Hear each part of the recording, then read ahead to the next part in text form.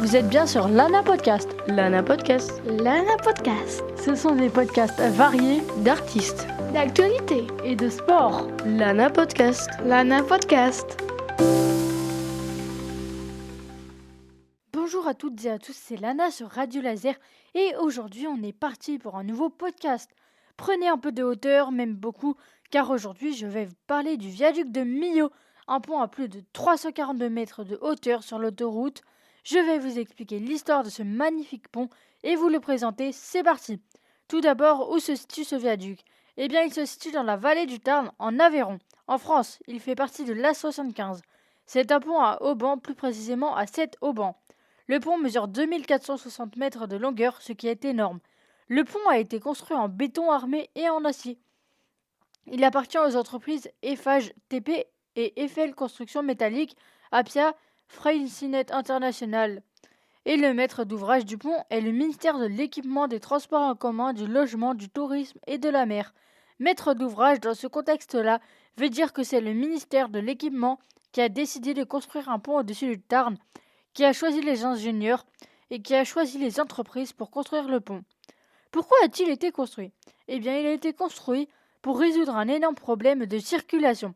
Avant qu'il n'existe, toutes les voitures et les camions qui descendaient du nord de la France pour aller vers la Méditerranée devaient passer dans la ville de Millau. Donc en été, il y avait d'énormes embouteillages.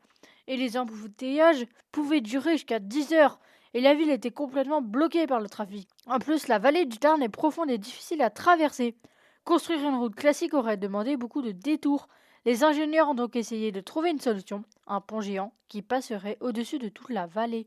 Et pour permettre aux voitures de continuer leur trajet rapidement sans embêter la ville.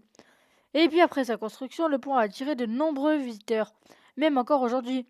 De nombreux touristes s'arrêtent près du pont pour l'admirer. À présent, je vais vous raconter sa construction, son histoire. Pour construire le pont, il a fallu 13 ans d'études, puisqu'il faut trouver le bon emplacement et imaginer un ouvrage capable de résister au vent, au relief et aux conditions climatiques. Plusieurs dessins sont étudiés et c'est finalement l'option dite médiane à l'ouest de Millau qui est choisie. Et ensuite, 5 types de viaducs sont proposés. C'est le viaduc à haubans, le plus adapté et plus beau qui est retenu. Le projet crée aussi des débats. Certaines associations écologistes comme la WWF et des élus craignent la destruction du paysage ou le coût du chantier. Malgré ces débats, le projet est déclaré d'utilité publique en 1995, puis confié à l'entreprise Eiffage, qui le finance grâce au péage. Pendant plusieurs années, ils ont réfléchi aux matériaux, les dimensions, et ils ont bien étudié la construction. La construction commence en 2001 et l'architecte est britannique et s'appelle Norman Foster. Elle ne durera que 3 ans, un exploit technique. Les fondations sont creusées début 2002, puis les 7 piles géantes sont élevées grâce à un coffrage glissant. La plus haute atteint 245 mètres. Pendant ce temps, le tablier métallique est assemblé, puis poussé progressivement au-dessus du vide. Une fois le tablier en place, les haubans sont installés et les finitions sont faites. Étanchéité, enrobé, éclairage, etc. Le tablier, c'est la chaussée. Le viaduc est inauguré le 14 décembre 2004 par Jacques Chirac et ouvert à la circulation 2 jours plus tard.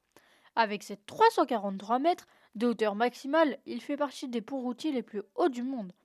Aujourd'hui, ce pont, c'est une attraction touristique. Il permet à des millions de voyageurs de traverser la vallée du Tarn en seulement quelques minutes, tout en offrant une vue splendide à couper le souffle. Et j'ai été près du viaduc et je peux vous dire que la vue est vraiment incroyable et qu'il ne faut pas avoir le vertige si vous voulez y aller. C'est la fin de ce podcast, c'était Lana sur Radio Laser. Au revoir et à bientôt pour un nouveau podcast. Vous êtes bien sur Lana Podcast. Lana Podcast. Lana Podcast.